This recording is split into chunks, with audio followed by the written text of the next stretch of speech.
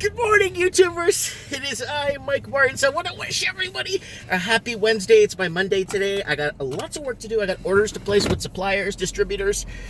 I got a Gundam order to do today. I got a puzzle order. I'm running out of puzzles at the store. Lots of stuff to do today. Board game order. Man, just the more I think, the more work I got to do today. But that's okay. Okay, what do I want to talk about today? There's actually a few things I want to talk about today. So welcome to Morning Coffee with Mike. Okay, first things first. My microphone, I got a Snow Globe. I got a really nice, beautiful, that mic you see me in the, paid almost $200 for that one. It was the higher level one. I'm going to go on Amazon today. I'm just going to order a new, I went to locally, I've been trying to buy it locally and I can't find anywhere, and I went to Best Buy, they don't have anything in stock, so, okay, fair enough. So I'm gonna pick up a bike. I think it's like $279. It's like a really good mic. It's got a nice built-in, nice triangular stand with all the nice bells and whistles, and it looks like it's professional, so we'll see what happens with that. Okay, so what do I want to say?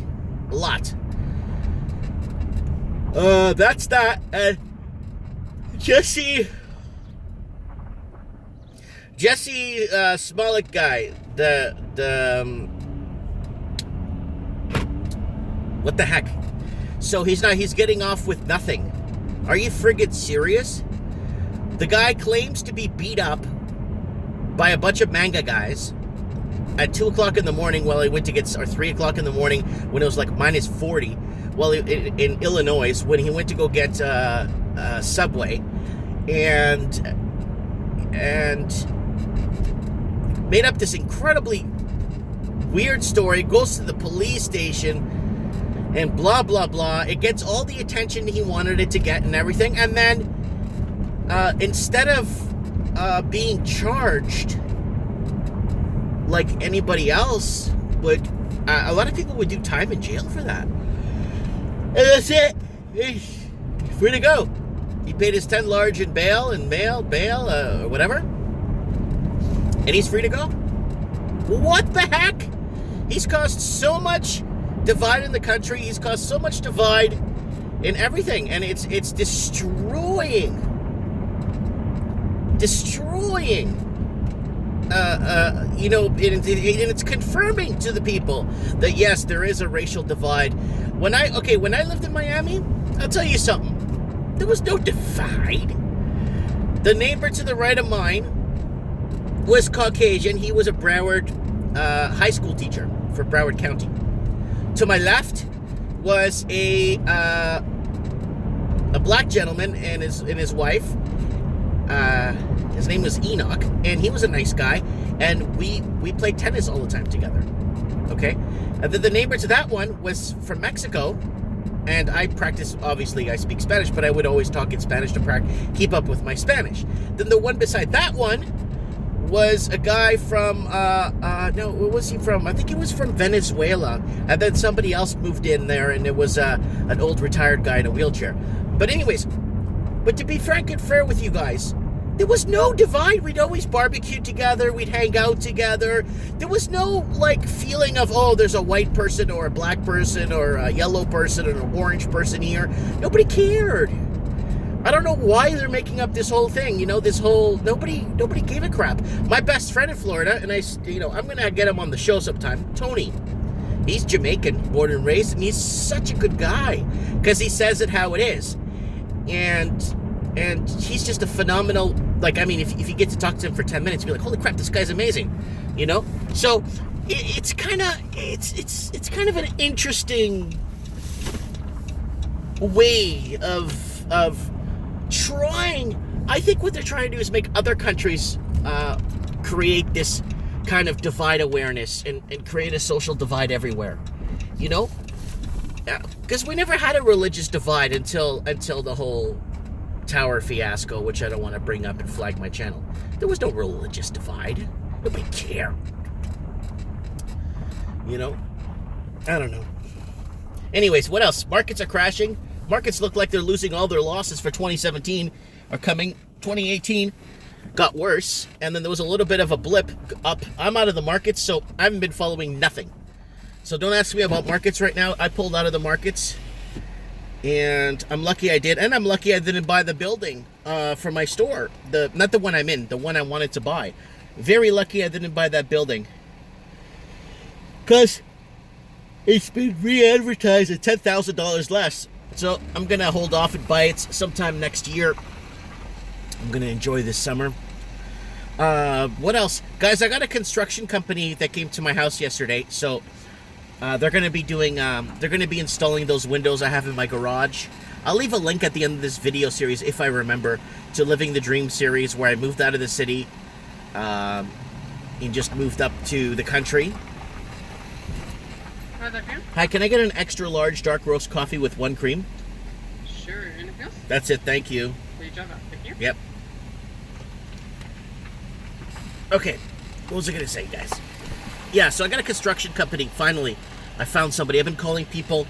The second the weather got good here, I was on the phone with every company. I found a really nice gentleman. He said he's going to come in. He already came in, did all the measurements on all the windows and the front door. Because that house is junk. I mean, mind you, the house was built in the early 80s. The house was the first house on the street, my house.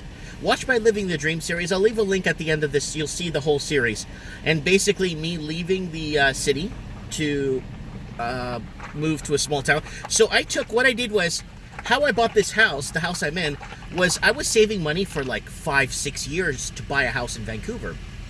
And every time me and my wife would go see something that we liked, or something with enough bedrooms for us to raise our family, the house was either falling apart and they wanted like $1.4 million for it. And me and the wife said, you know what? We're done with this. We're not going to be doing this. We're not going to be living a life of slavery to pay off a $2 million house, right? Because, hi, how are you, my friend? How are you? Good to see you. Same here. Where's my brother? Huh? You got what? Oh. You're buying it for me? Thank you so much. God bless you. Yeah. Okay, so she bought me a coffee. This is like the 4th time I went through and they bought me a coffee. Okay, so anyways. Alright. Alright. Okay, what was I going to say? Wow, that's so nice. I got your coffee. I'm like, what do you mean? I got it. It's right here. No, I got it. I'm like, I'm paying for it. I'm like, okay. Anyways. All right. What was I going to say? Let's get back to what I was asking. All right. So I got a construction company. They're coming in, and fantastic company. They got really good reviews, and they're really hard to book. This company's really, they got all the scaffolding to do everything. They have all the carpentry. They got all the stuff you need, right? They do everything. And this company, apparently, you got to wait a whole year. So luckily, I called him in time. So he's finishing an extension on the house. He's going to be done in 3 weeks. And he's going to come to the house full-time to start working. So he's going to do that. I want to get the crown moldings put into the house and stuff like that. Oh, yeah. So what I did was, in Vancouver, I saved a pile of money for a down payment, because you're going to need to put at least $400,000 down, right? At the least, right? At least you have to. So I said, you know what, Rose? We could buy a house free and clear 2-3 hours from Vancouver, and we could raise our family, and we'll have schooling, we'll have everything. And she's like, okay, let's do this. So I called up an agent here in Merritt, and she showed us 5 homes. The first house we saw, we wanted. Every other house we saw were nice, but the first one we saw, we wanted that house. That's the one we're in right now. So we put down an offer. He was asking, I think, $290 for it, or sorry, $279 for it, and then we offered $250, and then he dropped it down, and we got it for, I think it was $269. I think I paid $260, but $269 was the total after all the other crap. So it was like it was almost there. I checked the bill of sale the other day, actually. Done.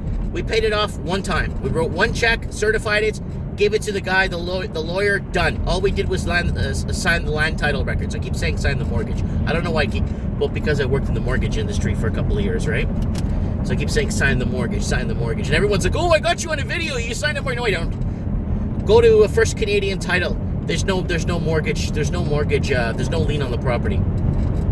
So there's no liens on my property, which is good.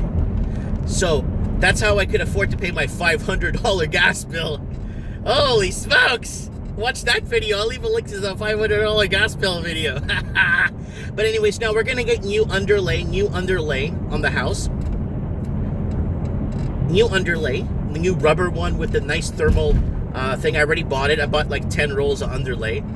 4 rolls of underlay. And I got 10 big boxes of that nice wood, the nice thick wood with this nice finish on it. And it looks like an old vintage style finish with the, like it's kind of slightly worn. It's got a nice look to it. Beautiful look to it.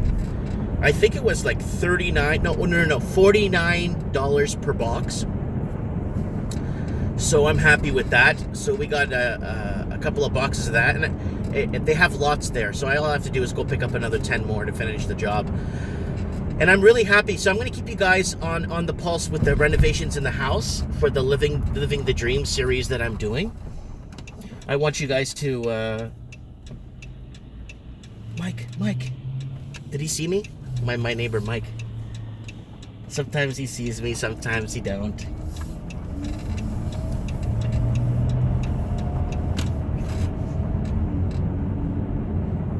Yeah, I'll keep you guys up to date on what's happening with the house. You guys are gonna like what I'm gonna do with it. You guys are gonna love what I do with it.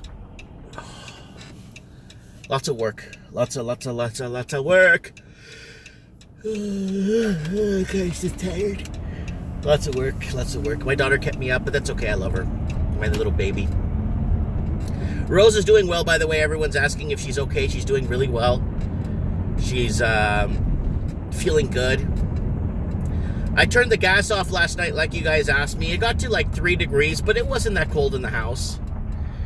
It was fine. It was bearable. I turned off the gas. It was... damn, there's no parking in front of my store. Damn. Everyone parks in front of my store and then goes to the gym. Which isn't... I don't care. Oh, there's a spot here. I just gotta... Hey, man. Hey.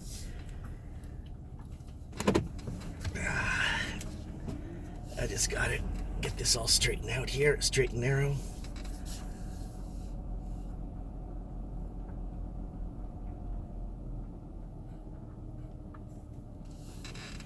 All right. I like this reverse camera. I don't have to put too much effort in when I'm parking. What else, guys? That's it, man. I'm at the shop. And I thank you for joining me for free coffee this morning, which is really nice. I don't know why she bought me coffee, but... yeah, I could tell you in a handful of people that bought me coffee. Well, some people bring me coffee to the shop to come and visit. I got some people visiting me this week. Just people saying they're going to be in the area. They want to come by and say hi. I get maybe 5 people. No, not 5 people a week.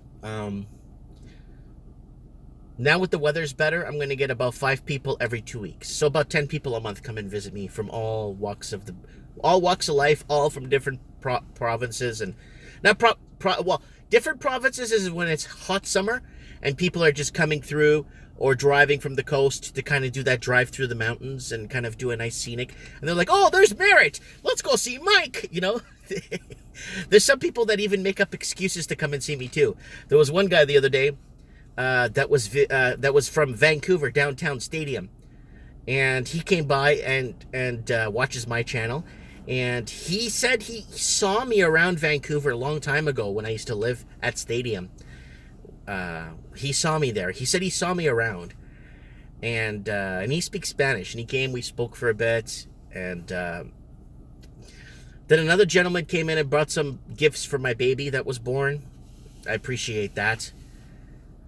Yeah, I want to thank everybody for their support and gratitude. It means a lot to me, people.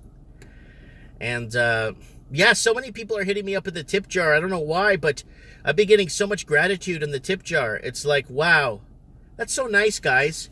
Like New Zealand, Australia, the UK, the States, California. Somebody said they were from California. They didn't want to be mentioned. Oh, God. Somebody from Newfoundland that watches me. Man, big hug to everybody out there. Lots of support. I appreciate it. What else? That's it. I'm going to wrap it up. It's 15 minutes. I'm talking too much.